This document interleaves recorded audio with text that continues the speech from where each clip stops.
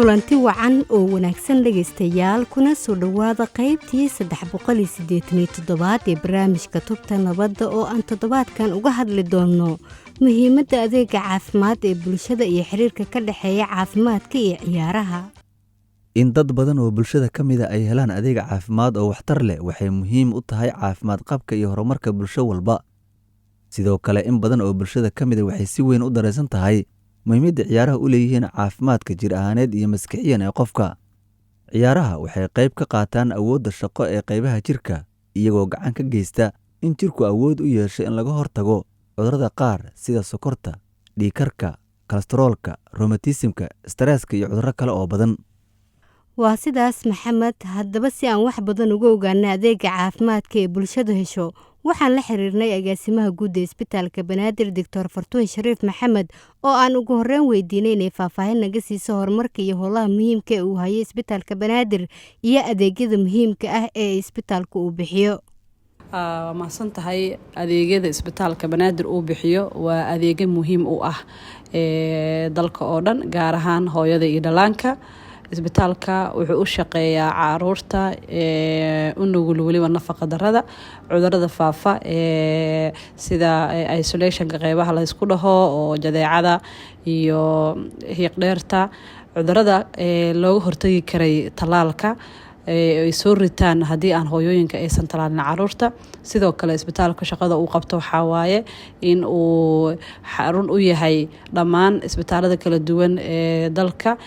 u soo xawilaan xaaladaha adag ee hooyada ku adkaata foosha, hooyada caadi u dhaleysa waxaana ku xiran 10,000 hooyo oo sanadkiiba kastaba ku dhala. agaasimo Fartuun sida cad isbitaalka dhawaanahan horumar aad weyn ayuu sameeyay. waa maxay falcelinta aad ka heshaan bulshada iyo hay'adaha dawladda? runtii aad u mahadsantihiin. isbitaalka wuxuu hoos tagaa wasaaradda caafimaadka, waa isbitaal dawli ah. runtii kaalin aad u weyn ayuu bulshada uga aadan yahay.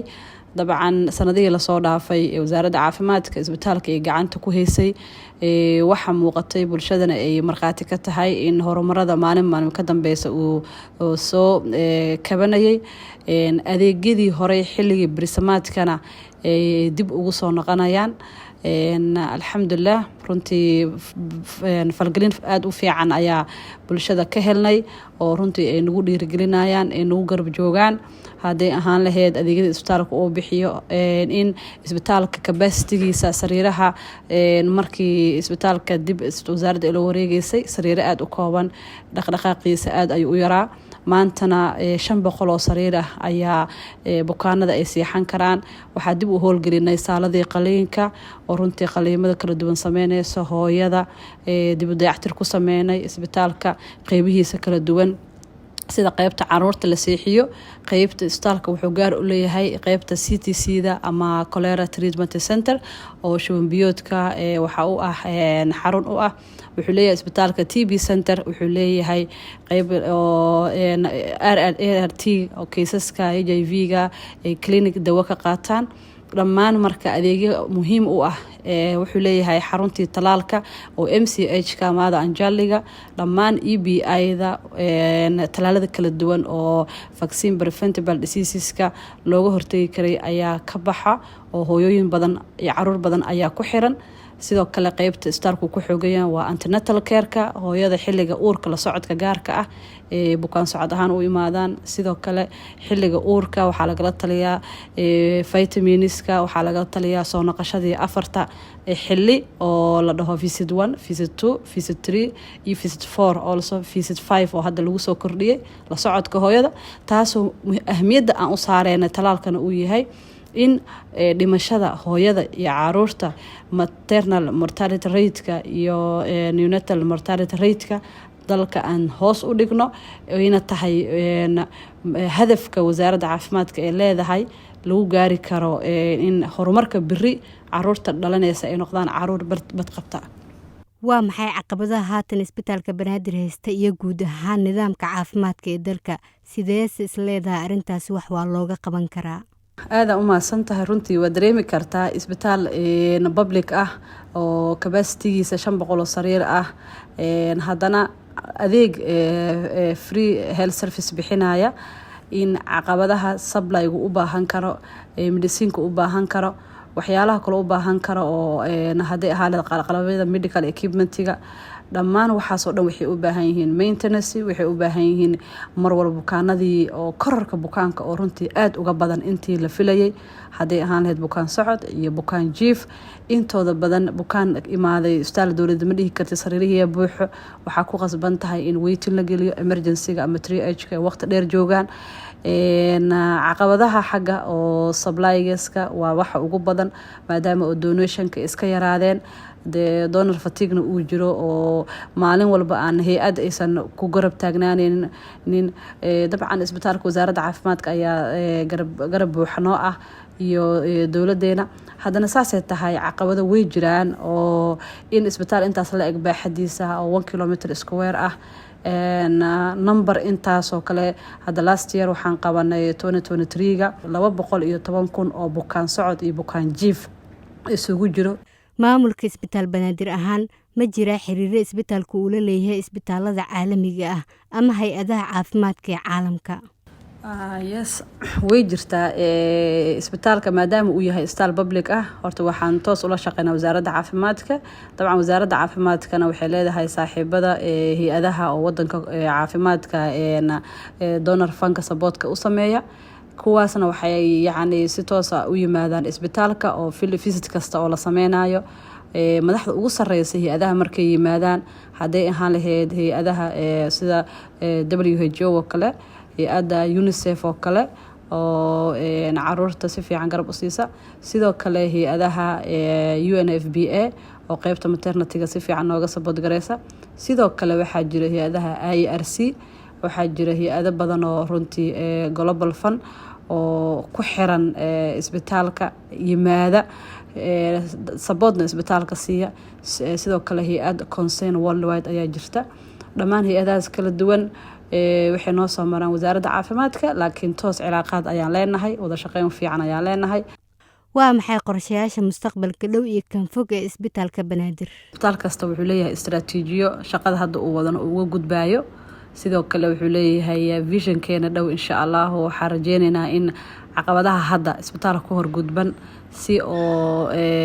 laga turxaan bixiyo laga gudbo xalna loo helo haddii Ilaahay yaraaho aana gaarno isku filnaansho xagga dhaqaalaha ah isbitaalka oo abuurto dhaqaalo oo ka baxsan midka hay-adaha running costiga iyo supportka mar walba donorka banaanka ah intuu ka maarmi lahaa ilaa iyo xad ama uu xataa qayb ka mid ah isbitaalka uu soo saarto lagu dadaalo isbitaalka maadaama public uu yahay la gaarsiiyo tertiary level agabyada hadda ka maqan oo standardka oo CTC-da MRI-ga hooyada iyo dhalaanka qaybaha kale u baahan yahay oo referralka banaanka aan mararka qaar aan direeno aan ka maarano isbitaalkana oo runtii baahidiisii tusad uu dhameystirto ayaa hiigsigeena dhow iyo midka fog ah ujeedadana waxaa waaye si aan wax qabtirno baahida hooyada iyo dhalaanka adeeg caafimaad ee u qabi karto wadanka qaarkood dibadda ay u aadaan in markaas aan u diyaarin capacity isbitaalka oo xamili karo haddii Ilaahay yaraaho insha Allah aadii u maasan tahay taasina waxay ahayd agaasimaha guud ee isbitaal banaadir Dr. Fartuun Shariif Maxamed oo barnaamijka tubta nabadda uga warbixinaysay muhiimadda adeegyada bulsho ee isbitaalka banaadir uu bixiyo welina dhegeystayaal waxaad la socotaan barnaamijka tubta nabadda oo aan toddobaadkan uga hadleyno muhiimadda adeega caafimaad ee bulshada iyo xiriirka ka dhexeeya caafimaadka iyo ciyaaraha waxaa sidoo kale inoo suuro gashay inaan wareysanno Cabdullaahi Cismaan Yuusuf Dr. Naaji oo ah dhakhtar cudurrada guud kana howlgala Gacal Polyclinic oo si gaar ah nooga warramaya muhiimadda ciyaaraha u leeyihiin caafimaadka waxaan ugu horeyn weydiinay waa maxay muhiimadda iyo faa'iidooyinka ciyaaraha u leeyihiin caafimaadkeenna iyo nolol maalmeedkeenna runtii faa'iidooyin fara badan ayay caalamiitada iyo sportsku ay u leeyihiin caafimaadka dhammaan da'da kala duwan ama da'aha kala duwan ee dadku ay jiraanba waxaa ka mid ah kuwa ugu muhiimsan haddii aan soo qaato waxa la yiraahdo physical health oo ah dabcan caafimaadka jirka oo oogada kore marka qofka exercise uu sameeyo caalamiitada iyo sportsku waxa ay xoojinayaan caafimaadka wadnihiisa iyo sambabadiisa kuwaasoo qayb fiican ka ciyaaraya inay sare u qaadaan qulqulka dhiigga oo kadibna ka qayb qaadanaysa inuu qofku maaragtay helo oxygen fiican iyo maaragtay sidoo kaleeto waxay ka qayb qaadanayaan inuu helo qofka miisaan oo caafimaad qaba waxaa loo yaqaana healthy weight sidoo kale waxay yareynayaan riskiga ama khatarta loogu jiro inuu qofka qaado ama ku dhacaan cudurrada loo yaqaano chronic diseaseka ama cudurrada daba dheeraada ay kamid yihiin cudurrada wadnaha ku dhaca sida cudurka loo yaqaano stroga iyo cudurrada sokorta qaybteeda type 2ga loo yaqaano iyo sidoo kaleeto ka hortaga kansarada intaasoo arrimoodba maaragtay physical healthy ayuu ka maaragtay ka qayb ka yahay ama uu ka caawinaya qofka calaamidada sameynaya sidoo kaleeto waxaa iyadana qayb ka ah waxaa la yidhaahdo mental health oo ah dabcan iyadana calaamidadu waxyaabaha ay saameyso ama qaybaha ay qofka ka caawinayso waxaa ka mid ah inuu qofka helayo maaragtay mood fiican ama dareen fiican yareynayso maaragtay waxa loo yaqaano stresskiisa iyo walaaciisa faraha badan murugada faraha badan waxaas dhan inuu calaamidada ay yareyso sidoo kale qofka waxay siinaysaa waxa loo yaqaano self esteem xoojin fiican ayay u sameynaysaa dhinaca garashadiisa iyo shaqada maskaxeed dhinaca shaqada waxaa kaleeto ay exerciseka iyo calaamidada ama sportska ay kaalin fiican ku leeyihiin ay hagaajinayaan hurdada qofka calaamidada qofka duu regular u sameeyo ama joogto u sameeyo waxay ka qayb qaadanaysaa inuu qofka helo hurdo fiican oo si ausan maaragtay hurdo usan ku daahaynin yani maxaan ka wadaa raadin badan ayaanan ka qaadayn dhaqso hore ka hurdaayo markuu sariirta tago sidoo kaleetana maaragtay hurdo macno leh oo dhadhan leh inuu seexanayo sababto dadka qaar waxaa dhici karta inay seexdaan habeenkii oo ay soo toosaan iyagoo aan weli daalan ama maaragtay hurdadii aanan ka boganin marka qofka exerciseka fiican sameeyey ama calaamidada ama sport activityga leh wuxuu ka helayaa hurdo oo maaragtay macaan oo jiifkeedana dhaqso helideedana ay fiican tahay maxay tahay in la sameeyo si loo hormariyo ciyaaraha dhalinyarada iyo dugsiyada dalka aad baa umahadsan tahay horta si guud dabcan waxyaabaha muhiimka ah oo loo baahan yahay markii la rabo in la hormariyo sports ama exercise activity waxa ugu muhiimsan waxa loo yaqaano inclusive and engagement waxa la in la sameeyo oo ah waxa inay noqdaan dadka oo dhan ay kasoo wada qaybgeli karaan dadkana lagu booriyo oo lagu dhiirageliyo inay sports activitieska ka qayb qaadan karaan oo la heli karo waxa la yidhaahdo waxyaabo kala duwan noocyo kala duwan oo sports ah oo qof walba oo maaragtay ka qayb qaadan karo xiise gooniina leh oo suurtagelinaysa inay ka qayb qaadan karaan dadka xitaa qaba baahiyaha gaarka ah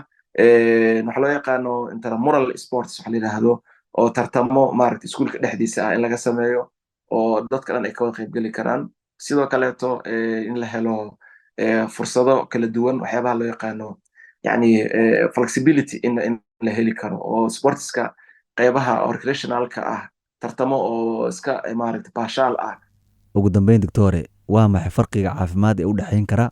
qofka reere sportiska ah iyo kan aan ciyaaraha ku lugta lahayn dadka exerciseka sportska sameeya dhinaca muhiimadaha iyo fursadaha caafimaad ay haystaan iyo waxa ay ka caawinayso taas bedelkeed ama cagsigeed waxa ay sidoo kaleeto maaragtay culays ka la kulmaayo dadka aanan u badnayn inay sameeyo waxa la yidhahdo physical activity ama wax dhaqaajin jireed exercise ama calaamito ama wax la xiriira inuu qofka muruqihiisa ka shaqaysiiyo farqi weyn u dhexeeya dabcan dadka oo maaragtay aanan caalamitada iyo sportska qayb ka ahayn waxyaabaha ugu badan oo dabcan culeysyada ay riskiga ugu jiraan waxaa ka mid ah cudurrada ku dhaca maaragtay wadnaha iyo xididada cudurrada sokorta iyo dhiigkarka oo dhammaantood ka dhasha miisaanka oo qaldama maadaama qofka uu inta badan iska fadhiyo uusan shaqo badan qabanaynin maxaa la yidhaahdaa calamitana samaynaynin wixii uu cunayna ay dhici karto inay maaragtay jirka ku dul aruuraan kadibna ay abuuraan fursad ay siiyaan cudurrada waaweyn ee chronic diseaseka loo yaqaano kuwaasoo maaragtay hadhow qofkii khatar gelin kara noloshiisa aad ayuu mahadsan yahay kaasina waxau ahaa doctor cabdulaahi cismaan yuusuf doctor naaji oo barnaamijka tubta nabadda uga warramayey muhiimadda ciyaaraha u leeyihiin caafimaadka bini'aadamka intaas ayaanu kusoo gabagabeynaynaa dhegeystayaal barnaamijka tubta nabadda oo halkan ay idinkala socodsiinayeen maxamed salaad cismaani anigoo ah Faa'ise Cabdi Warsame. fadlan noo soo gudbiya aragtiyadiina idinkoo noogu soo hagaajin karaa barta aan ku leenahay Facebook oo ciwaankeenu yahay tubta nabadda. hase yeeshee waxaad hadda u diyaar garowdaan qaybtii ugu dambeysay barnaamijka oo ah qaybtii qadadka taleefanada idinkoo naga soo wici kara taleefan nambarada idaacadaha aad barnaamijkan ka dhageysanaysaan.